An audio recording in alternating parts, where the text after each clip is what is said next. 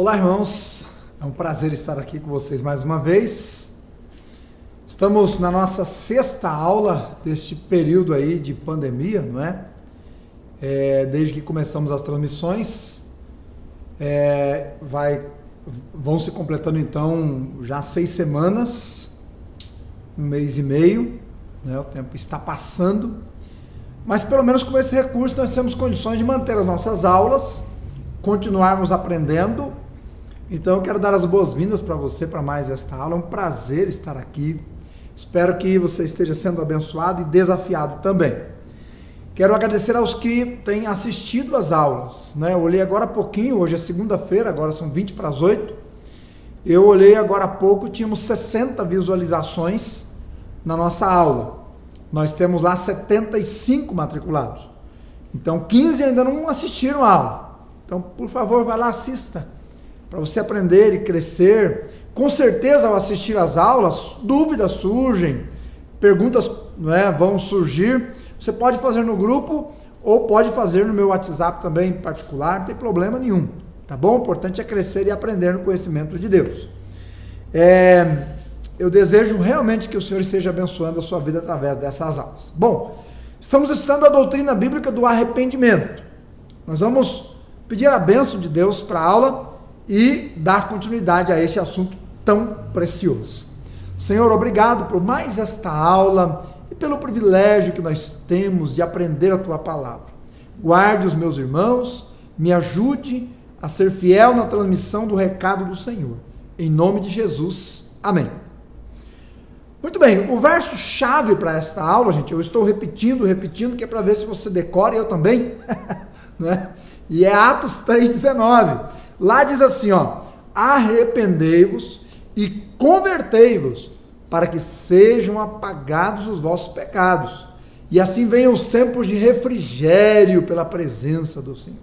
E olha, o perdão é um refrigério mesmo, né? Ele traz paz, ele reconcilia, ele restaura, ele traz a renovação das forças, mas ele não é possível sem arrependimento, tá certo? Então é preciso se arrepender. Na última aula, começamos a ver os componentes do verdadeiro arrependimento. E nós estamos percebendo que há um link muito forte entre a ação do Espírito Santo mediante as Escrituras na vida da pessoa que ouve, com a atitude dela de arrependimento. Então, isso é um link muito forte. O verdadeiro arrependimento nos parece claramente estar envolvido com a palavra de Deus e com a ação do Espírito Santo na vida do arrependido, né, do verdadeiro arrependido. E nós vimos o primeiro ingrediente a semana passada, que é o verdadeiro arrependido, ele tem clareza quanto ao pecado, não é? E a gente viu que os olhos se abrem, a gente mencionou Atos 26:18, não é? A pessoa cai em si, e nós vimos lá a questão do pródigo. A pessoa torna em si, 1 Reis 8, 46 ou 48, inclusive, lá, irmãos, fala sobre a nação de Israel, que eles caíram em si após uma atitude de pecado e arrependeram-se, e Deus misericordiosamente os perdoou ali. Então, o que significa isso? Significa que uma pessoa, antes de ir a Deus, ela tem que enxergar o seu próprio pecado e vir a si mesma, e prostrar-se então diante de Deus em atitude de arrependimento. Significa que ela tem que reconhecer que é o seu pecado grave, ele é como uma praga em seu coração, não é? E ao reconhecer isso, enxergar isso, então cair humilhado diante de Deus em busca do perdão, da restauração e assim por diante. Esse é o primeiro ingrediente, não é? Hoje nós vamos ver um pouquinho mais, a gente vai caminhar um pouquinho mais, só que nós vamos até o segundo, são 6. Hoje nós vamos ver o segundo. Porque eles são subdivididos e eu não quero perder nada disso, porque o assunto é muito legal, é muito importante, é um assunto muito profundo e ao mesmo tempo muito prático, porque você é uma pessoa que tem que estar ciente que no céu não existem pessoas que vão entrar lá se não passarem pelo arrependimento. E não existe também nenhum crente que não tenha que viver uma vida de arrependimento. Não é? O verdadeiro crente é aquela pessoa que se arrependeu da sua rebelião contra Deus e passa a vida toda arrependendo-se, porque ela vai enxergando as suas mazelas, ela vai enxergando o quanto ela ofendia e ofende ainda a Deus, às vezes até de maneira inconsciente, mas ela ofende, porque ela peca, são hábitos, atitudes que ela carrega, não é?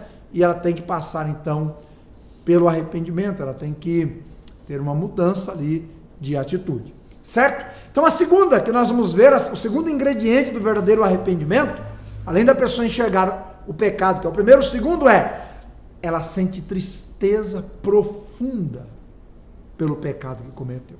Preste atenção, sente tristeza profunda. Você se lembra de Pedro, quando pecou contra o Senhor? Diz a Bíblia que ele sai e chora de que maneira? Amargamente.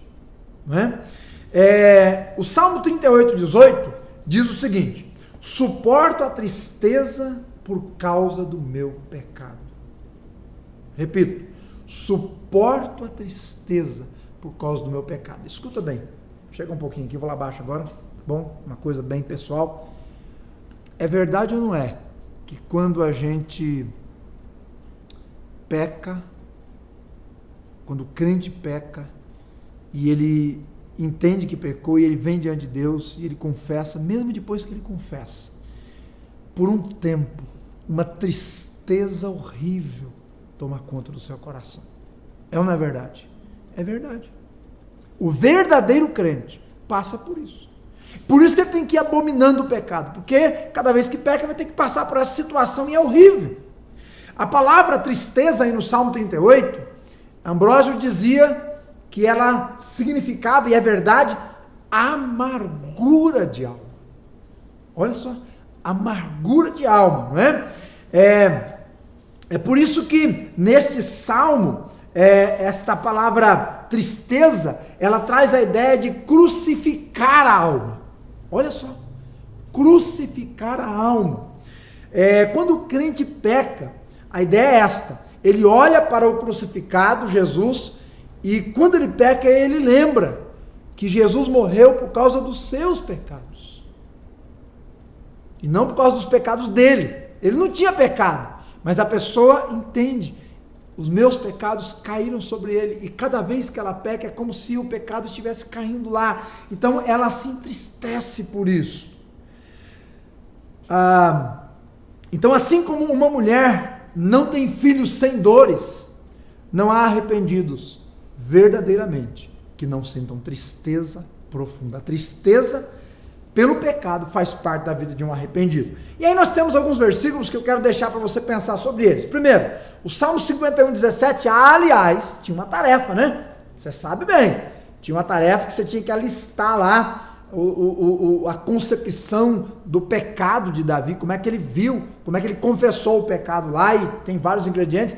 Parabenizo aqui o Giovanni, fez a tarefa belezinha, o Arielso, né? Parabéns a esses irmãos que até o presente momento fizeram a tarefa belezinha, muito obrigado. Então, essa tristeza, de acordo com o Salmo 51:17, é uma agonia santa. Joel diz no capítulo 2, versículo 13, que é uma vontade de rasgar o coração. E Jeremias 31:19 é mais profundo ainda, porque além de ser uma tristeza, uma vontade de rasgar o coração, é uma vontade de bater em si mesmo, de disciplinar a si mesmo, porque a pessoa entende, reconhece, vê o seu pecado e o quanto ele é feio. Paulo, escrevendo aos Coríntios, diz que essa tristeza é a tristeza segundo Deus. Então, sabe, irmãos, de verdade, isso não é incentivo para ninguém pecar. Mas quando o crente peca e ele sente essa tristeza, por mais que o pecado seja feio, que seja ruim, ele tem que dar graças a Deus.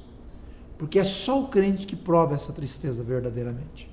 Ela é segundo Deus, é o Espírito de Deus que opera no crente. O Espírito fica triste por causa do pecado e entristece o crente para que ele possa confessar e sair daquela cova, daquele buraco. Não é? Deixar aquela vida. Agora, essa tristeza, ela tem alguns componentes. Vamos a eles então. Primeiro, ela é interior. Ela é interior. Atos 2:37 diz que eles ouviram, um grupo de pessoas ouviu ali a pregação de Pedro, e após ouvir a pregação de Pedro, então o coração deles compungiu-se, não é? Está aqui no versículo 37, ó. Ouvindo eles isto, compungiram-se em seu coração, não é? E perguntaram a Pedro e aos demais apóstolos: que faremos, varões e irmãos? Interessante que essa palavra compungir é a mesma palavra que é traduzida para o furo que Jesus recebeu do lado. Olha só, tal agonia é algo interior, não é? Que é feito no coração da pessoa. Então é uma tristeza interior, é como um sangrar do coração.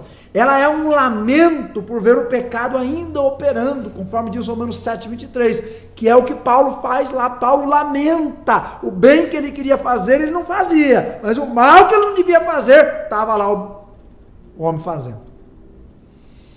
Deus reprovou, e Deus reprova a tristeza hipócrita. Deus conhece o coração, ele sabe quando a tristeza é verdadeira e quando é falsa. Deus conhece as lágrimas do crocodilo, né? Mateus 6,16 diz que Jesus disse aos fariseus: vocês desfiguram o rosto, olha só, não é? E o que Jesus estava dizendo? Olha, essa tristeza de vocês é como um orvalho que umedece a folha, mas não penetra na raiz, não desce profundamente. Tanto que lá, nós temos um exemplo também lá em 1 Reis 21:27, Acabe parece passar por um arrependimento, ele rasga a sua roupa depois de ouvir que Deus ia trazer juízo, mas em seguida Deus não só o reprova como julga, mostrando que ele rasgou a roupa, mas não rasgou o coração, né? A tristeza, segundo Deus, meus irmãos, é como uma veia que sangra internamente, e ela só é estancada quando a confissão acontece e o perdão é recebido. Segundo, essa tristeza, ela é sincera, não há fingimento, ela é real. A pessoa cai o semblante, o humor dela já não é igual, porque ela está com problema com Deus. Enquanto não lidar, não vai resolver. Então é a tristeza pela ofensa e não pela punição. Vai ter uma perguntinha no final desta lição, quero que você preste bem atenção, porque aqui está a resposta, tá? É aquela tristeza de que a pessoa percebe que a lei foi infringida, não é? E seu amor abusado. Isso leva a alma às lágrimas. Esta foi a tristeza que Davi sentiu lá no Salmo de número 51, quando ele diz: pequei contra ti, somente Deus eu pequei. Número 3, essa tristeza, ela é repleta de confiança. Olha só que coisa interessante. Ao mesmo tempo que ela é profunda negativamente, ela é profunda também positivamente, porque ela é cheia de confiança. Lucas 15, do 17 ao 20, quando trata do pródigo, lá, meus irmãos, diz que quando o pródigo ele cai em si, então a tristeza realmente causa um entardecer no seu coração. Mas a Bíblia diz que ele cai em profunda tristeza, ele reconhece o seu erro, mas ele não fica ali caído. Ele não é como um avestruz que enfia a cabeça no buraco e fica lá. Não. Ele está dentro de uma cova, mas ele levanta a cabeça e lembra do Pai, e ele lembra do caminho de volta, e ele diz: não, levantar-me-ei, e irei ter com meu Pai, e eu vou confessar: Pai, eu pequei diante de Deus e contra o Senhor. Pai, eu pequei. Porque ele tem confiança no Pai, é Pai. E de alguma maneira ele sabe que o Pai vai perdoar. Não é? Então, ela é uma tristeza confiante. Por quê? Porque ela é mesclada com a fé. Não é? Assim como o nosso pecado está sempre diante de Deus, a sua promessa está sempre diante de nós. Diz a Bíblia: se confessarmos os nossos pecados, Ele é fiel e justo para nos perdoar os pecados e nos purificar de toda a injustiça. Perceba? Então, assim como o nosso pecado está diante de Deus, a promessa de Deus está sempre diante de nós. É por isso que essa tristeza ela é com confiança. 4, ela é uma tristeza grande. Zacarias 12:11 diz assim: naquele dia será grande o pranto de Jerusalém, como o pranto de Hadad e Rimom. Então, esta é a tristeza, ela é grande quando algo ruim foi feito. É assim que é a tristeza do arrependido. Quando Josias morreu, diz a Bíblia que houve um lamento enorme e profundo. É assim que é a tristeza de um coração arrependido. Há muitos anos atrás, estava num evangelismo, dando estudo bíblico para uma senhora, lá no interior do Paraná, na cidade de Marilândia do Sul. E chegou um domingo, na 4ª lição, que nós chegamos na casa dela, estávamos em 3 seminaristas, e nós fizemos a lição número 4. E após terminarmos aquela lição, aquela mulher levantou do lugar onde ela estava, ajoelhou no meio da sala e chorou como se não houvesse ninguém ali. E depois de chorar e de derramar-se em lágrimas, ela, um pouco assim, intimidada, enxugou as lágrimas e assentou-se, e ela disse: senhora, me perdoem, a gente ficou ali em paz, né? Sabíamos o que estava acontecendo, mas ela disse assim: eu entendi a mensagem hoje, e o peso do meu pecado foi muito grande, e graças a Deus que ela caiu de joelhos, uma pecadora perdida, mas quando ela levantou, era uma mulher perdoada por Jesus, uma mulher salva em Jesus Cristo, né? Então, é uma tristeza grande, não é? É por isso que pessoas no Antigo Testamento, quando reconheciam o seu pecado, elas rasgavam suas vestes, se cobriam de cinza e ficavam ali no meio daquela cinza por dias, com aquele saco sobre si, arrependidas, agonizando, literalmente. 5, ela algumas vezes é acompanhada de restituição, e aqui nós estamos quase terminando já, né? Número 5:7 orienta que quando o pecado causa dano, então a pessoa arrependida deve reparar o dano. Aí nós temos um exemplo no Novo Testamento muito clássico, que é o exemplo de Zaqueu, lá em Lucas 19:8. Diz a Escritura que quando ele passa pelo arrependimento, a primeira atitude que ele tem após o arrependimento é de publicamente restituir se ele houvesse prejudicado alguém. Havia aquela pronta disposição de restituição. É assim, meus irmãos, a tristeza do verdadeiro arrependido. Ok? E último, ela é normalmente permanente, essa tristeza. Como assim permanente? 1 João 5:7 diz assim: se nós dissermos que não temos pecado, enganamos-nos a nós mesmos. Irmão, eu imagino que você, desde que creio em Jesus como Salvador, não quis mais pecar. Eu também não quero. Mas eu não posso ser orgulhoso e dizer assim que eu não peco mais. Se eu fizer isso, acabei de pecar, porque é mentira. Então, por que ela é permanente? Por que ela será permanente até o dia que o Senhor nos levar desse chão? Porque até lá nós seremos pecadores, porque somos pecantes, não é? Então, vira e mexe, ela vai vir sobre nós mesmos. Ainda que o cristão não deva viver pecando, infelizmente ele peca de quando em quando. Essa tristeza então deve acompanhá-lo enquanto ele estiver nesse mundo. Não devem ser ocasionais como chuvas temporãs, não devem ser como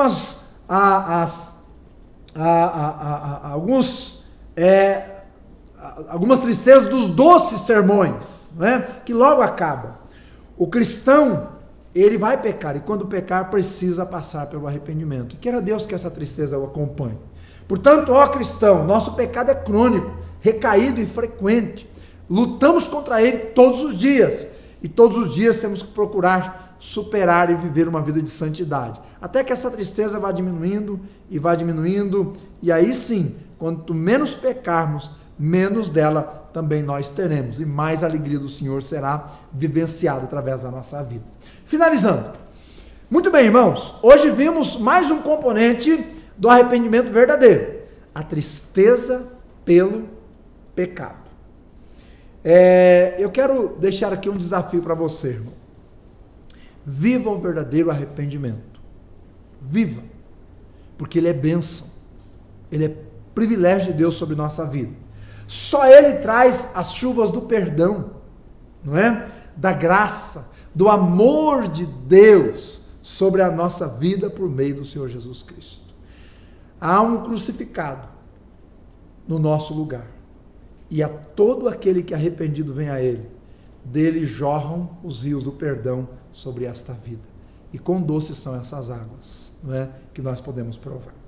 Eu desejo que você seja alguém que enxergue seu pecado, perceba o quanto ele é feio, não é? E que sinta tristeza por ele mesmo, mas uma tristeza confiante. Em Cristo há perdão. Então vem até aí. Quero terminar deixando a atividade aí da semana, tá bom? Bom, identifique a diferença da tristeza sofrida por Pedro e a tristeza sofrida por Judas. Identifique. Qual é a diferença? Ambos se entristeceram. Qual é a diferença? Onde está a diferença? Qual é o tipo de tristeza de ambos, né? Como é que nós sabemos que o arrependimento de Pedro foi verdadeiro e o de Judas não? Como é que nós sabemos? Esse ponto que nós estudamos hoje vai nos mostrar isso daí. Tá certo? Assista a aula, responda a atividade lá no grupo, para que todo mundo possa aprender e crescer. Que Deus te abençoe, irmão, e ore por nós. Estamos orando por vocês, tá bom? Vá lá na nossa página, lá no YouTube, e se inscreva no canal, deixe lá o seu joinha, participe e divulgue, espalhe essas aulas aí para muitos outros aprenderem a palavra do Senhor. Deus te abençoe e até a semana que vem.